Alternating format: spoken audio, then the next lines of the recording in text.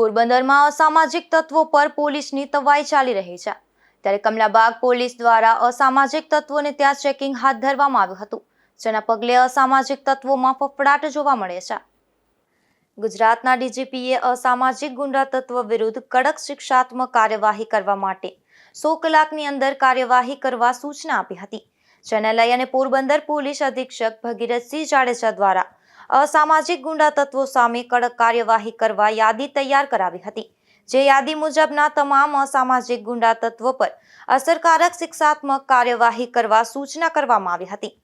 ત્યારે કમલાબાગ પોલીસ સ્ટેશનના PI RC Kanmiya તેમજ પોલીસ સ્ટાફના માણસોની અલગ અલગ ટીમો બનાવી પીજીવીસીએલ વિભાગના સ્ટાફને સાથે રાખી લિસ્ટમાં જણાવેલ વિસ્તારના અસામાજિક ગુંડા તત્વો પર ચેકિંગની કામગીરી હાથ ધરી અને શિક્ષાત્મક કાર્યવાહી કરવામાં આવી હતી,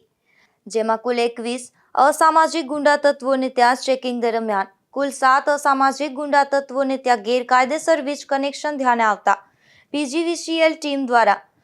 કુલ 1,75,800નો વીજ દંડ કરવામાં આવ્યો છે, તેમજ 3 વીજ કનેક્શન કટ કરવામાં આવ્યા હતા.